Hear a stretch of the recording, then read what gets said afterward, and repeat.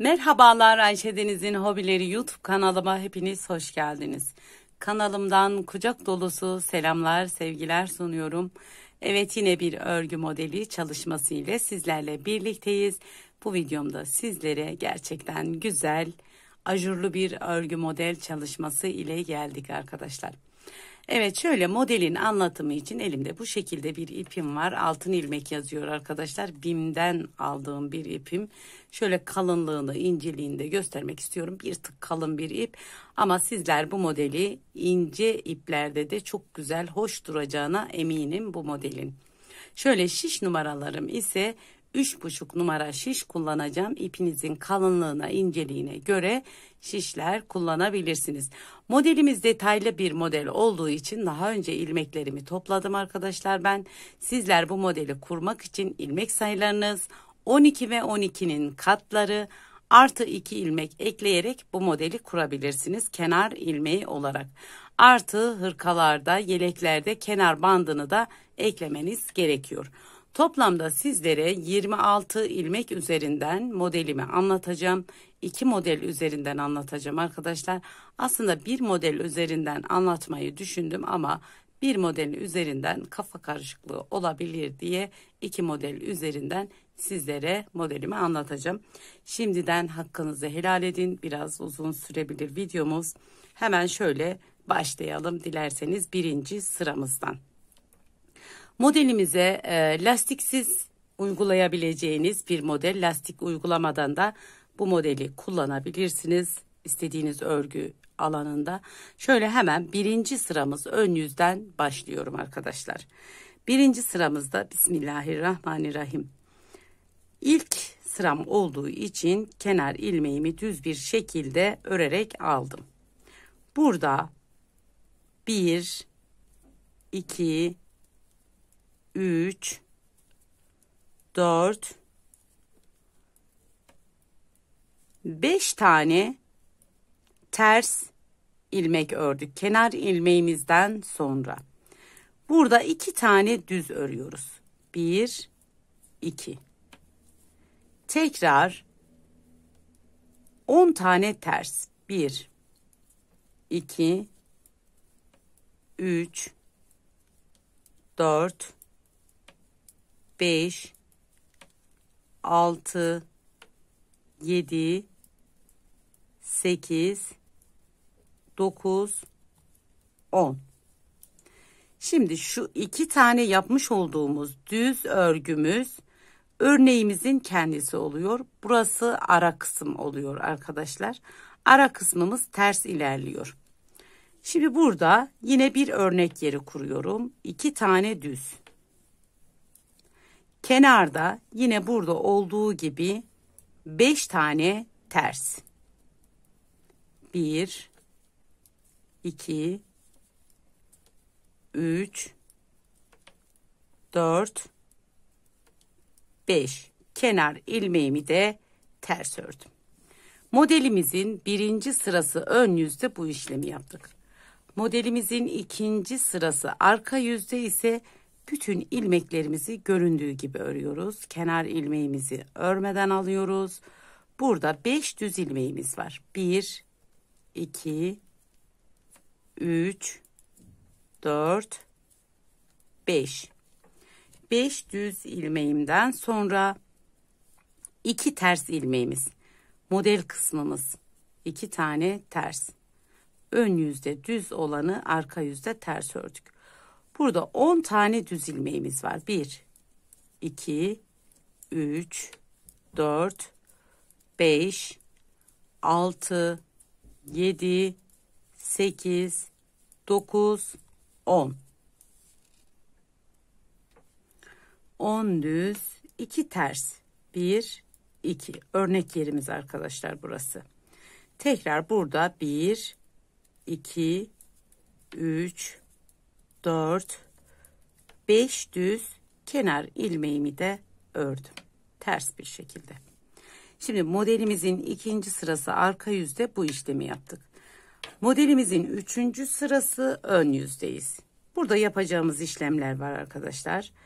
Kenar ilmeğimi örmeden aldım. Burada 1, 2, 3, 4 ters ilmeğimi ördüm. Şimdi buradaki 2 tane düz ilmeğimizi bu şekilde açacağız, kenarlara doğru açılacak şöyle.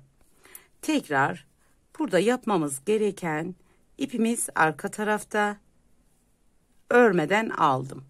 Buradaki düz ilmeğimi bir kez ördüm. Buradaki düz ilmeğim ile ters ilmeğimin yerlerini değiştireceğim. Bunu da ters ilmeğimi arkadan, düz ilmeğimi öne, ters ilmeğimi ortaya aldım. Buradaki düz ilmeğimi, ters ilmeğimi düz bir şekilde ördüm. Şöyle. Tekrar hemen buradaki ilmeğimizi de aynı şekilde bu kısma alıyoruz. Ters ilmeğimizi ortaya, düz ilmeğimizi arkaya alıyoruz. Şimdi buradaki düz ilmeğimi örmeden alıyorum. Buradaki ters ilmeğimi düz örüyorum.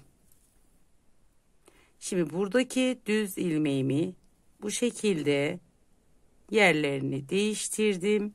Bunu arkaya, bunu ise öne aldım. Bu düz ilmeğimi yine bir kez düz ördüm. Birinci sıramızda bu şekilde bir işlem yapıyoruz. Üçüncü sıramızda burada 1, 2, 3, 4, 5, 6, 7, 8. 10 tane ters ilmeğimiz vardı burada. 8 tane ilmeğe düşürdük. Çünkü bu kısımlarına aktardık ilmeklerimizi. Burada yine bir ters bir düz ilmeğim var. İpim arka tarafta, örmeden aldım ters ilmeğimi. Düz ilmeğimi bir kez ördüm. Buradaki düz ilmeğim ile ters ilmeğimin yerlerini değiştiriyorum. Tekrar buradaki ters ilmeğimi de düz bir şekilde örüyorum. Yine düz ilmeğimi örmeden alıyorum. Arkadaki ters ilmeğimi düz ördüm. Buradaki düz ilmeğimi arkaya, ters ilmeğimi bu şekilde içe doğru düz örmüştük. Daha önce aldık. Buradaki ilmeğimi düz bir şekilde bir kez ördüm. Kenarda 1, 2, 3, 4 ters ilmeğim, kenar ilmeğimi de ördüm. Üçüncü sıramızda bu işlemi yaptık. Dördüncü sırası modelimizin arka yüzünde. Modelimizin arka yüzünde kenar ilmeğimizi örmeden alıyoruz. Bütün ilmeklerimizi arka yüzünde de yine yapacağımız işlemlerimiz var. Buradaki bütün bu düz ilmeğimizi 1, 2, 3 ilmeğimi düz bir şekilde ördüm. Burada kesimlerimiz olacak arkadaşlar. Artırmalarımız, kesimlerimiz olacak. Hemen şöyle örneğimizin arka yüzündeyiz. Burada 3 tane düz ilmeğimden sonra hemen şöyle şurada bir genişletme yapıyoruz. İpimizi kendimizden taraf alıyoruz. Bu şekilde şöyle bir kesim yapıyorum. Bir doladım, 2 tane ters örüyorum. 1, 2. Tekrar burada ise bir doladım, 2 tane ilmeğim. Şöyle ipim kendimden tarafta bu şekilde bir kesim yaptım.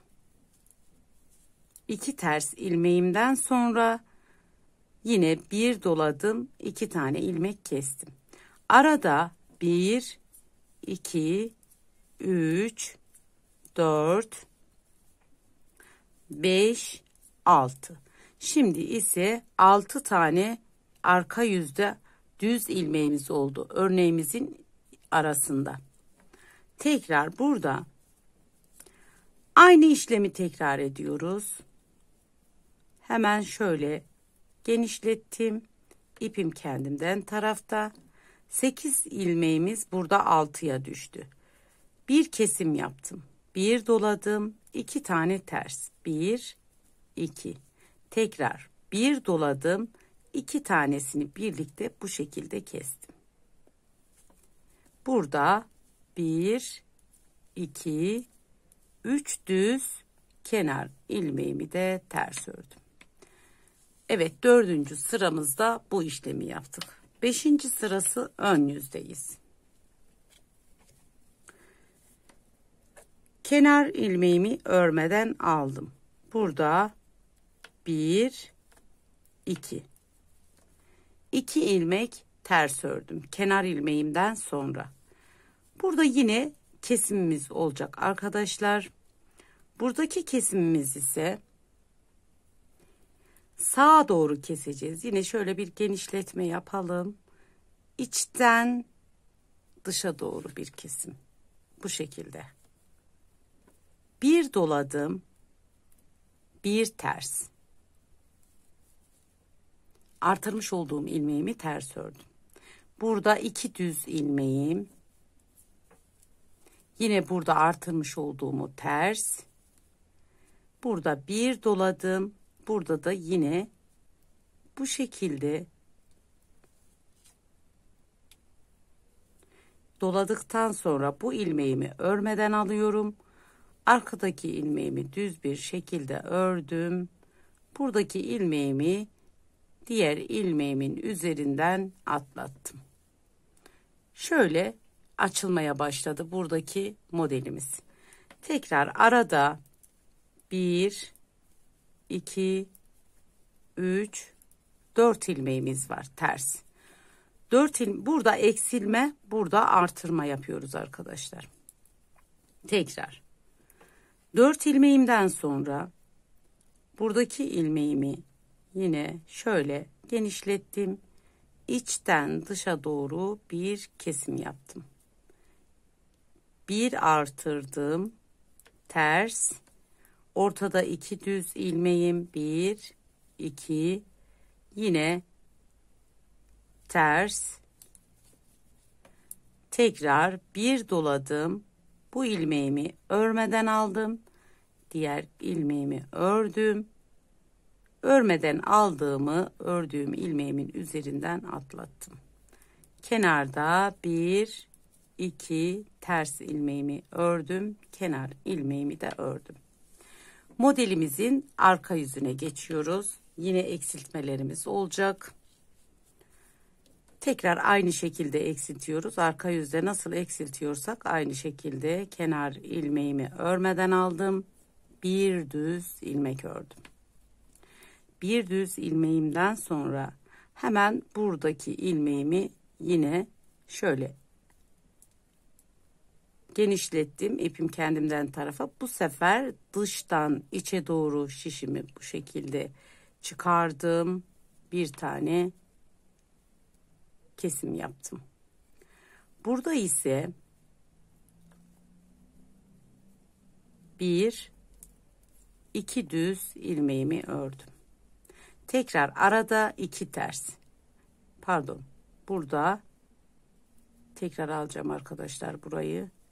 Artırmamızı unuttuk. Burada eksiltme yaptıktan sonra bir artırdım. 1 2 düz ilmek ördüm. Tekrar 1 2 ortadaki düz ilmeğimiz. 2 ters.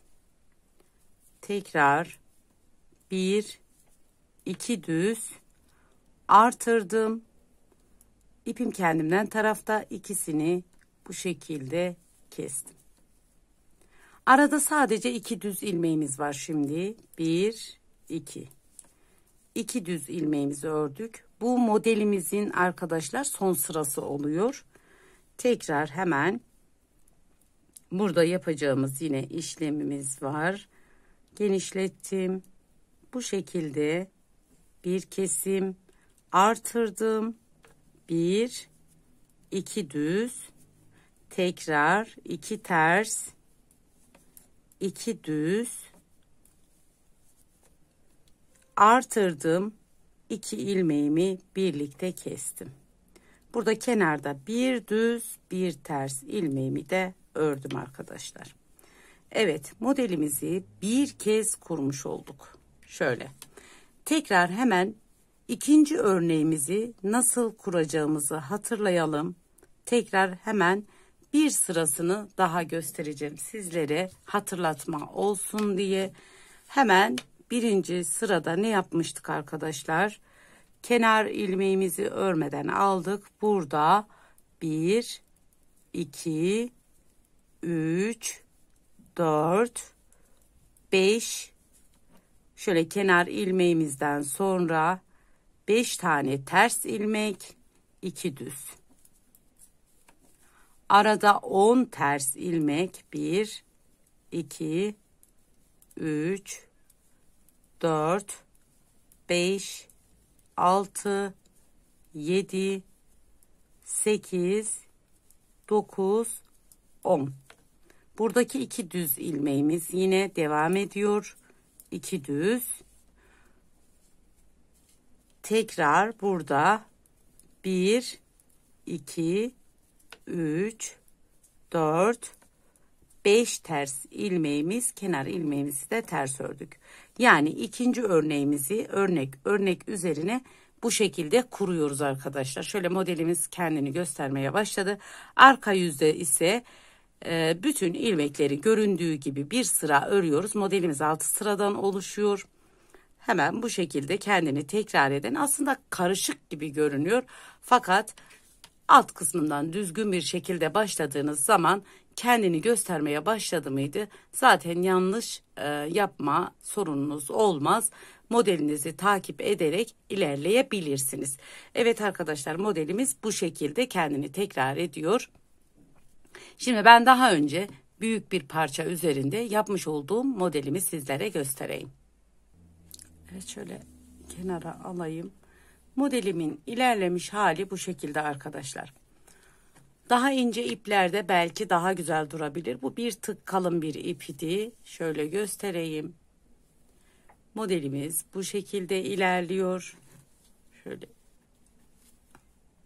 farklı açılardan göstermeye çalışayım sizlere. Arka yüzü ise bu şekilde düzgün duran, temiz duran bir örnek. Ön yüzü ise bu şekilde hiç kıvrılma yapmıyor. Lastik yapmadan bu şekilde yaparsanız lastik siz de kullanabilirsiniz. Dilerseniz lastik yapabilirsiniz. İsteğinize kalmış. Modelimiz hem kolay hem gösterişli, güzel bir örnek. Evet, bu modelden neler yapabiliriz? Bayan örgülerinde kullanabiliriz. Yelekler, anne yelekleri yapabiliriz. Hırkalar yapabiliriz. Bebek örgülerinde kullanabiliriz. Hem kız çocuğu hem erkek çocuklarına gidebilecek bir örnek. Şöyle hemen bu şekilde de göstereyim. İçten içe bu şekilde dallar çıkıyor arkadaşlar. Kabartmalı bir görünümü, aralarında ajur olan hoş bir model olduğunu düşünüyorum. Dediğim üzere sizler ince iplerde de bu model daha zarif duracağını düşünüyorum. Evet arkadaşlar, bir videomuzun daha sonuna geldik. Bu aşamaya kadar beni izlediğiniz için çok teşekkür ederim. Bir diğerki videomuzda görüşmek dileğiyle. Allah'a emanet olun. Hoşça kalın. Kendinize iyi bakın.